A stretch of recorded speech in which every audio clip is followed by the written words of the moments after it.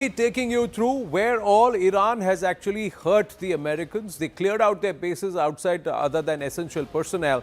But if you were to see, in Erbil, the airbase has been attacked. US security troops have been attacked because the proxies have been activated.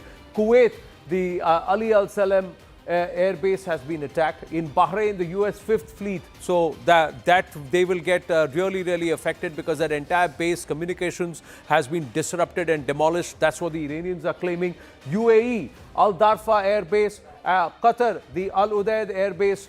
All these air bases have been targeted by the Iranians because they have said that we are targeting the American installations from where they are mounting attacks on us, and it's not attack on the sovereign nations where US has these air bases.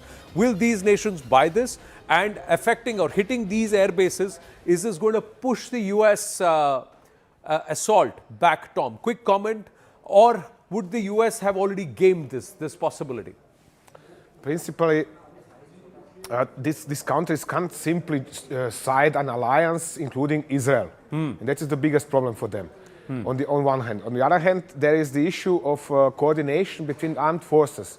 Arguably, armed forces of Kuwait, Bahrain, Qatar, Emirates, Oman, and so on, they're all trained, in Saudi Arabia, of course, they're all trained in the United States, all flying US-made aircraft. Some are flying European aircraft as well, but generally their training is the same. The procedures are the same. Right. But there are lots of, and we have seen this over Kuwait yesterday, the 3 F-15 shot down. This is not enough. You have to coordinate the methods and additional procedures, so to say. General Kulkarni?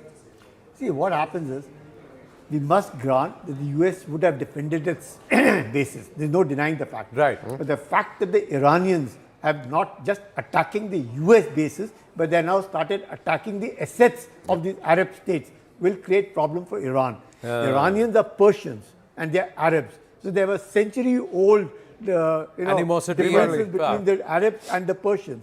And hence, now the Iranians need to be careful. You start hitting the assets or created by the wealth of the Arabs, right, and denying them hereinafter prosperity. I think Iran might just be finding it very difficult because the Americans will support their bases. The Americans and the Israelis will support this West Asian nation. Right. And after the Abraham Accord, there is a sort of a peace between Israel and some amongst them. And therefore, Iran now needs to be careful not to target the Arabs anymore. Right.